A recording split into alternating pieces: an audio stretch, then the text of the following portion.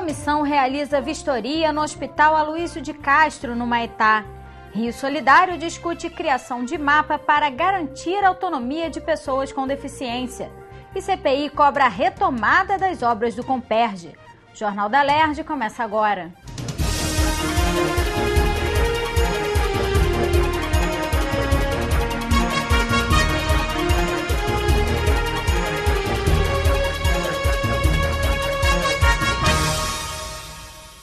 O Instituto de Cardiologia Aloísio de Castro, na zona sul do Rio, foi vistoriado pela Comissão de Saúde da Alerj após denúncias sobre problemas de serviços de limpeza e manutenção. De acordo com o diretor do hospital, os contratos das empresas terceirizadas que prestam estes serviços estão vencidos.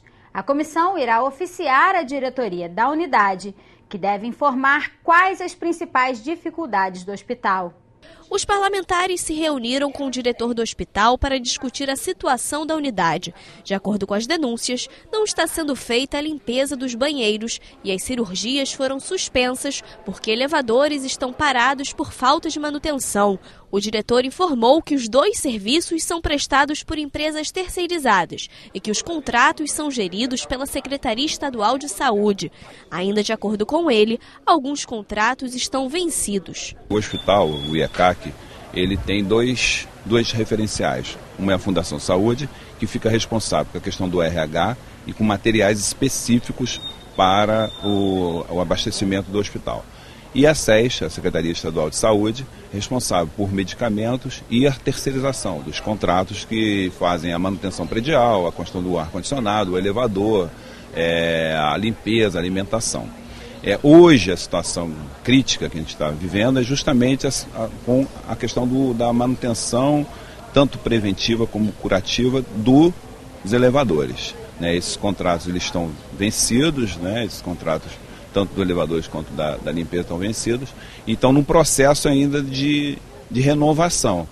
Nesse intervalo a gente está sem essa manutenção e gera a quebra ou pelo menos a intermitência da funcionalidade desses elevadores. Um elevador social está quebrado há mais de 6 meses e esse outro elevador de maca está intermitente, ele funciona uma hora, para uma hora, entendeu? E aí é esse que às vezes gera um pouquinho de retardo nos procedimentos. A falta de funcionamento dos elevadores prejudica a mobilidade dos pacientes, principalmente dos que saem de cirurgias. Por causa disso, os procedimentos cirúrgicos foram suspensos e serão reagendados. Durante a vistoria, foi identificado que 3 elevadores já voltaram a funcionar. Também foi questionado pelos deputados a falta de material para a realização de cirurgias, o que foi negado pela direção. As cirurgias cardíacas elas têm uma gama muito grande de insumos que elas utilizam e, eventualmente, algumas cirurgias muito específicas, não é vantajoso nós termos estoque daquele material. São materiais pequenos, de pequeno custo, para compor, não é todo o material, às vezes é uma válvulazinha, um stent pequeno, em que a cirurgia tem que ser postergada quando a gente avalia os exames do paciente, percebe que aquele paciente específico vai demandar esse tipo de material. O grosso dos materiais da unidade estão disponíveis, um abastecimento de 97,6% de insumos em qualquer unidade é um abastecimento bastante significativo e nós acreditamos que com o maior aporte de recursos para a saúde nós consigamos passar por esse problema que nós estamos passando hoje de inadimplência de pagamentos da Secretaria de Estado, do Governo de Estado, propriamente dito, com os serviços e prestadores. O Instituto de Cardiologia Aloísio de Castro é referência em procedimentos cardíacos. Aqui está instalado o principal centro de reabilitação para pacientes com problemas coronários. O presidente da comissão, deputado Jair Bittencourt, falou que a comissão vai apresentar o relatório fornecido pelo hospital para a Secretaria Estadual de Saúde e que a Alerj vai cobrar mais investimentos nos contratos com as empresas prestadoras de serviço.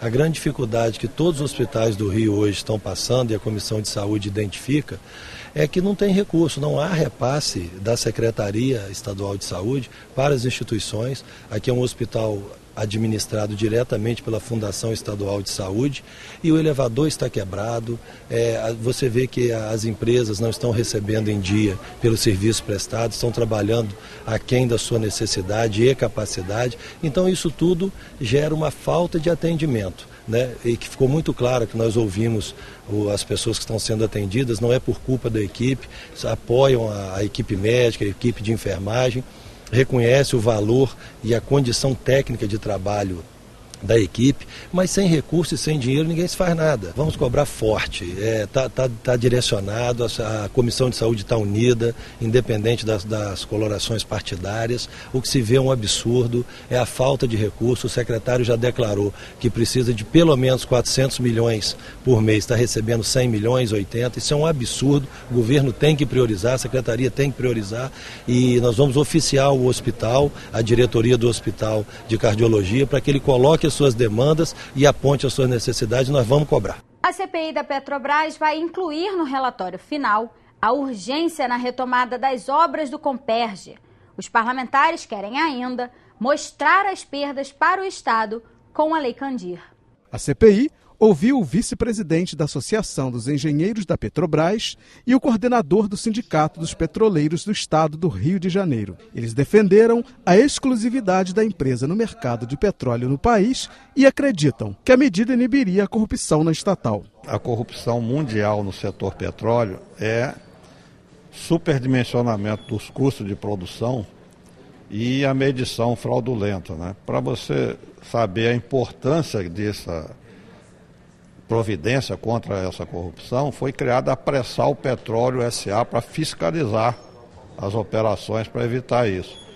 E considerando que a Petrobras é uma empresa estatal e que ela tem o controle da sociedade, o governo tem a maioria das ações com direito a voto, ela inibe esse tipo de corrupção. Fernando também criticou a Lei Candir, que isenta o pagamento do ICMS os produtos e serviços destinados à exportação. Para ele, o Estado perde recursos com essa legislação. Considerando as exportações que a Petrobras faz e que as empresas estrangeiras também fazem, a gente calculou uma perda de 8 bilhões de reais por ano contra 7,5 de royalties. Então é mais do que o royalties que o Rio pode ganhar se trabalhar a bancada do Rio de Janeiro no Congresso para tirar a Lei Candir do petróleo, porque não tem nada a ver. A Lei Candir foi feita para incentivar pequenos agricultores, foi feita para incentivar pequenas indústrias a exportarem. Agora, o petróleo não precisa de incentivo para exportação, é o produto mais cobiçado do planeta, então para que botar uma lei para incentivar a exportação do petróleo? Os parlamentares vão incluir no relatório final a perda da arrecadação pela Lei Candir e a urgência da retomada das obras do Comperj. As perdas do Estado, elas são grandes, elas se multiplicam enquanto dura esse período de crise. Então, quanto mais rápido houver uma recuperação da Petrobras, a retomada dos investimentos, a retomada do Comperj, mais cedo nós teremos uma recuperação econômica do Estado. É bom observar que profissionais, engenheiros, profissionais da Petrobras comungam desse pensamento e isso une a classe política a esse pensamento, né, de preservação da empresa e de recuperação institucional. A Comissão de Normas Internas e Proposições Externas da Alerj aprovou por unanimidade a indicação da procuradora Mariana Montebello Willemann para a vaga de conselheira do Tribunal de Contas do Estado. A decisão agora segue para votação no plenário. Mariana foi escolhida pelo governador Luiz Fernando Pezão em uma lista tríplice, indicada pelo Tribunal de Contas. Formada pela PUC do Rio, onde também é professora, a procuradora ingressou no Ministério Público em 2000. 6 anos depois, foi aprovada para o Ministério Público de Contas, órgão que atua em conjunto com o TCE na fiscalização da administração pública. A atividade fiscalizadora do Poder Legislativo, em com o auxílio dos tribunais de contas, são constitutivas da República e da democracia. Não temos como falar de regime republicano e de regime democrático sem o sistema de controle externo fortalecido. E o sistema de controle externo, não podemos esquecer, ele é integrado, ele é titularizado pelo Legislativo e exercido com o auxílio do Tribunal de Contas. Se for aprovada, Mariana vai ocupar a vaga técnica destinada ao Ministério Público, que pertencia ao ex-conselheiro Júlio Rabelo, morto em maio deste ano. Durante a sabatina, a candidata respondeu perguntas dos parlamentares sobre a atuação do Tribunal de Contas do Estado, o papel do Ministério Público de Contas e a Lei de Responsabilidade Fiscal, entre outros assuntos. Um grau de competência muito grande, inteligência muito grande da indicada, e eu não vejo razão nenhuma para que seu nome não seja aprovado. O Tribunal de Contas ganhará um membro à altura daquele órgão e certamente o Estado estará bem aqui honrado com a presença da doutora Mariana naquele conselho. A CPI que investiga a crise hídrica no Estado e a transposição do Rio Paraíba do Sul vai cobrar do governo a construção de um túnel para interligar a represa de Santa Cecília ao sistema Guandu. A Comissão Parlamentar de Inquérito ouviu nesta quarta-feira o diretor-presidente da Light. Para ele, a transposição do Rio Paraíba do Sul é preocupante. É preocupante porque, evidentemente, que se eu diminuir o volume de geração da Light, eu deixo de faturar, eu tenho que atender os contratos que precisam ser cumpridos da Light. Agora, o sistema brasileiro é interligado. Então, assim, do ponto de vista da energia, se eu não puder gerar, não vai faltar energia, porque todo o sistema interligado, a própria ONS, ela vai transferir carga para substituir a ausência de geração da Light. Já o problema da água não, quer dizer, se eu deixar de gerar é porque eu estou com problema de vazão, problema de água nos reservatórios. E a água, então, ela vai ter dificuldade de atender a demanda do Rio de Janeiro. O deputado Luiz Paulo sugeriu que a Operadora Nacional de Sistemas e a Agência Nacional de Águas façam uma simulação do impacto que a transposição vai causar no sistema de abastecimento de água no Estado. Foi uma apresentação, no meu entendimento, muito importante, pela necessidade imperiosa que a organização, a ONS, a Operadora Nacional do Sistema, junto com a ANA, façam uma simulação de quais seriam as vazões em tempo de crise quando o Paraíba do Sul perder 5 metros cúbicos por segundo, em função da transposição para São Paulo. Para fazer como é que o sistema vai suportar em período de crise, como o que nós estamos vivendo. Os parlamentares defendem a construção de um túnel interligando a represa de Santa Cecília ao sistema Guandu. Por que isso é importante? Porque se o sistema de bombas paralisar, não tem água para abastecer. E com o túnel você libera água direto. Um túnel de cerca de 3,5 km, com um diâmetro variável, mas na média em torno de 4 metros, e uma obra estimada em 300 milhões de reais, que poderia ser feita com 50% de investimento da própria Light e outros 50% do governo do Estado, através de créditos futuros de ICMS da própria Light. A CPI vai colocar essa questão com toda a veemência, no seu relatório final, submeter ao pleno da CPI, que é a urgência da construção desse túnel. Os parlamentares aprovaram um projeto de humanização para visitantes de detentos. As informações do plenário com Natália Alves. Na sessão plenária desta quinta-feira, os parlamentares analisaram o veto ao projeto do deputado Luiz Paulo, que altera a Lei de Incentivo à Cultura de 1992 para beneficiar eventos de pequeno e médio porte. A proposta destina 20% da verba de incentivo para produções que têm um custo de até R$ 25.500. O texto também determina que os ingressos para esses espetáculos devem custar no máximo 10% do salário mínimo vigente. O veto foi rejeitado e o projeto vai virar lei. Para atender mais o interior, a nossa Baixada Fluminense, as pequenas casas de espetáculos, enfim, toda atividade artística que precise de algum recurso para revelar novos talentos. Porque, em geral, hoje os incentivos fiscais sempre são para as grandes empresas e aquele que está começando fica a pé. Então, esse é o objetivo central do projeto. E o Rio de Janeiro pode ter um programa estadual de humanização no atendimento aos familiares e visitantes de detentos. Entre as medidas previstas estão a garantia de entrada em todos os estabelecimentos prisionais do Estado, o auxílio transporte para os comprovadamente necessitados, rapidez no processo de revista e atendimento social e psicológico. A proposta do deputado André Siciliano foi aprovada em segunda discussão e segue para a sanção ou veto do governador. Nós aqui já demos um passo importante quando acabamos com a revista vexatória, e esse projeto faz a humanização do tratamento, aproxima a família dos detentos. É muito, muito importante porque nós temos acompanhado o retorno dos presos ao sistema da ordem de mais de 70%. Né? Quando temos algumas experiências com êxito em Minas Gerais, em São Paulo, onde você aproximou o familiar, a família do preso e você viu uma recuperação muito bacana, com um retorno de menos de 10%. O governo do estado pode ser autorizado a criar o programa Remédio em Casa. A ideia é fornecer medicamentos de uso contínuo a pacientes inscritos no Programa Estadual de Assistência Farmacêutica. O projeto do deputado Átila Nunes foi aprovado e ainda precisa passar por mais uma votação antes de virar lei. Autonomia para pessoas com deficiência. Esse foi o tema de um debate realizado pelo Rio Solidário, com o objetivo de criar um mapa que ajude na elaboração de políticas públicas. O ministro das Cidades, o governador do Rio e parlamentares participaram da discussão.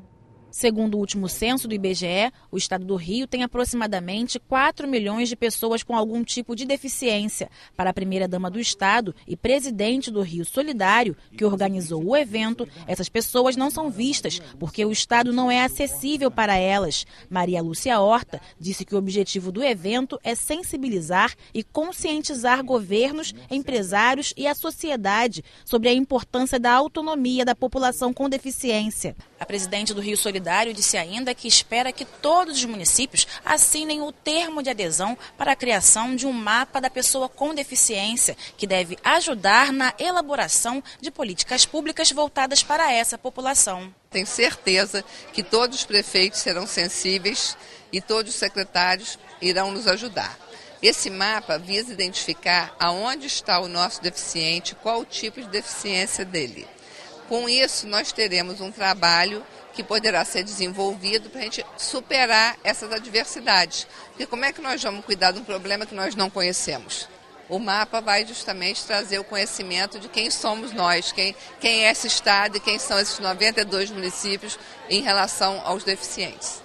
O governador Luiz Fernando Pezão reconheceu que existe um atraso no que se refere à acessibilidade no estado, mas disse que vem tentando minimizar esses problemas. A gente sabe que a gente tem uma dívida muito grande com todo esse setor, né? A gente tem procurado tirar esse atraso, fazer as obras com mais acessibilidade, né? As moradias que a gente tem feito junto em parceria com o Ministério das Cidades, o PAC, né, o Alemão, as estações ferroviárias que a gente tem reformado, as estações agora de metrô, né? Então cada vez está mais, e não só com deficiente físico, a gente tem feito parcerias com outras pessoas especiais, mas a gente ainda sabe que tem um grande trabalho a ser feito nessa área. O ministro das Cidades, Gilberto Kassab, se colocou à disposição para apoiar políticas para a acessibilidade no estado. Nós estamos definindo um grupo de trabalho, a Maria Lúcia vai ter uma reunião conosco, a Secretaria de Desenvolvimento Urbano, para que possamos identificar formas de apoiar, seja com o orçamento da União, seja com financiamento, importantes ações, importantes políticas públicas para serem implantadas aqui no Rio de Janeiro, em parceria, seja com o capital privado, com o capital público, com a iniciativa privada ou com a administração pública. A primeira mesa de debates contou com a participação do prefeito de Niterói, que fez uma apresentação sobre as boas práticas da cidade para pessoas com deficiência. Rodrigo Neves disse que pretende tornar Niterói a cidade mais acessível da região metropolitana e falou sobre as ações que vem fazendo para que isso aconteça. Nós temos lá uma coordenadoria que trabalha numa perspectiva transversal com todas as áreas do governo, saúde, transporte, educação, reabilitação, lazer, nessa perspectiva de promoção da inclusão da pessoa com deficiência. Além disso, nós estruturamos um plano estratégico, um plano de acessibilidade com metas de curto, médio e longo prazo. E desenvolvemos várias ações e programas com relação à legislação urbana, lei de calçadas, plano diretor, incorporando a dimensão da cidade acessível, da inclusão da pessoa com deficiência. Temos programas na área de transporte, nossa frota de ônibus gradualmente está sendo adaptada. Evidentemente que nós temos um caminho enorme a percorrer, mas eu não tenho dúvida que Niterói já é uma referência muito positiva na região metropolitana no que diz respeito à inclusão da pessoa com deficiência. O secretário estadual de Transportes também participou do debate e falou que é objetivo da secretaria mudar a realidade através de políticas públicas. Ele pediu ajuda à presidente do Rio Solidário para que o Vale Social, que dá direito à gratuidade a pessoas com deficiência nos transportes intermunicipais, seja aderido pelas prefeituras nos ônibus municipais. Pela Constituição Federal, os municípios não são obrigados e o Estado não tem como obrigar o município a aderir a um programa estadual. Hoje, Maria Lúcia, dos 92 municípios, 31 municípios aderiram ao Vale Social Estadual e ele tem valor na rede municipal desses 31 municípios. O nosso desafio, e aí contamos com você, é fazer o convencimento para que a gente atinja 100% dos municípios aderindo a esse programa. Mediadora da primeira mesa de debates, a deputada Tânia Rodrigues elogiou o evento e disse que é importante que o poder público trate a pessoa com deficiência como cidadão. Esse é o grande problema, essa é a grande questão, é de ser tratado como cidadão, de ter suas prioridades sendo resolvidas, né? Fazendo com que a gente possa sair das nossas casas para trabalhar, para se divertir, para ir ao médico, assim como qualquer outro cidadão. Então essa é primordial, esse seminário, e a gente gostaria muito de estar parabenizando a primeira-dama por ter tomado essa atitude, de ter pego para si essa responsabilidade, e nós da LERJ já estamos junto com ela para poder fazermos essa junção de realização e de legislação. Na segunda parte do encontro, a secretária estadual de Assistência Social, Tereza Cosentino, disse que cabe ao Estado a garantia dos direitos da pessoa com deficiência. Ela ressaltou que, para alcançar esse objetivo, é necessário colocar o cidadão no centro das políticas. Tereza Cosentino falou ainda que é fundamental ouvir as pessoas com deficiência e que isso só será possível através dos conselhos municipais, canais entre a população e o governo do estado. O secretário do Idoso e da Pessoa com Deficiência de Três Rios, William Machado, contou que todos os alunos do município passam por exames de audiometria para que um possível problema auditivo seja precocemente detectado. Ele acrescentou que a prefeitura elabora programas para a inclusão social, entre eles um cadastro das pessoas com deficiência para o encaminhamento ao mercado de trabalho. Quando a gente se ajunta um trabalho forte com o Rio Solidário, a gente monta uma parceria da sociedade civil, do Poder Executivo e do Legislativo para montar os caminhos que deverão ser seguidos a partir de agora. Agora, a iniciativa do Rio Solidário é fantástica, porque abre o debate, amplia a realidade, mostrar, de ouvir quais são as realidades. Essa mesa da assistência talvez seja uma das mais difíceis, porque a realidade hoje são de parcerias feitas com entidades que existem no Estado, algumas que acabam sendo não cumpridas por uma realidade orçamentária do Estado e que vai ser resolvida, não tenho dúvida. Mas o mais importante é que o diálogo está aberto e o Executivo, através da primeira-dama, se faz presente para debater conosco. Os palestrantes disseram que é preciso acreditar que a pessoa com deficiência seja competente. Por isso, é necessário dar oportunidades para que os talentos se revelem. Eles pediram que as empresas reflitam sobre o tema e cumpram a lei. O deputado federal Otávio Leite anunciou que foi aprovada no Senado a Lei Brasileira de Inclusão, que obriga empresas de até 99 funcionários contratarem pelo menos uma pessoa com deficiência. O Jornal da LERJ fica por aqui. Você pode acompanhar a programação também em nosso site e pelas redes sociais. TV LERJ, o canal do povo fluminense.